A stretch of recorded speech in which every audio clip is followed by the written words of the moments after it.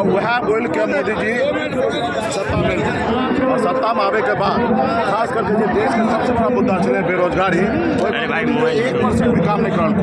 अगर 1% भी काम करती तो कम से कम 20 लाख युवा के नौकरी मिलते रहे, लेकिन 7 लाख 8 लाख नौकरी अभी पूरा 10 साल में मिले, जबकि 20 करोड़ युवा के नौकरी दे के चले। तो एहि द्वारा पूरा देश के युवा रोड पर उतर गए और अपन हक अधिकार के लिए संघर्ष कर रहे हैं। अगर नेता से आगे देश के युवा जो है ना खड़ा है और मोदी जी के बदले के लिए, क्या कि मोदी जी के रहते हुए कोई भी विकास नहीं मिले। और खास करके मोदी जी जो वादा करल करा कि जनता के बीच में कि भाई जनता अहाँ हमरा लाभू, ओहि के बाद हम अहाँ के कल्याण करब।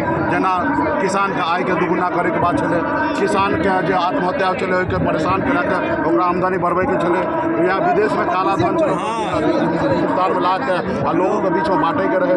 तो तमाम ऐसा मुद्दा चले, हर गरीब का पक्का मकान बनबे के वादा करे, तो तमाम हर ऐसा जगह पर वो फेलियर भऽ गेलै। ताहि द्वारा देश के जनता जे छै, किसान छै, गरीब छै, मजदूर छै, सब आदमी परेशान छै और एहि बदलाव के मोड़ पर छै। और आज देख रहल छी कि कितने बड़ा जन सैलाब ऐसा कहीं जहाँ कोई पार्टी के देखलिए एते बड़ा रैली एते गर्मी में होइ छै नहीं, हम पर यार या कोई बुला के पैसा पर खर्चा करके फिर नहीं आबि रहल छै, सब अपने बस से यहाँ पर आबि रहल छै। ताहि द्वारा पूरा बदलाव भऽ रहल छै। खाली अहाँ सबके सब जितने भी यहाँ पर छै अहाँके दर्शक छै सबसे अपील करै छी कि एक अच्छा उम्मीदवार के हम यहाँ पर टिकट दिलिए और वो सबके सहयोग रहते जितने और हम सब देश में बदलाव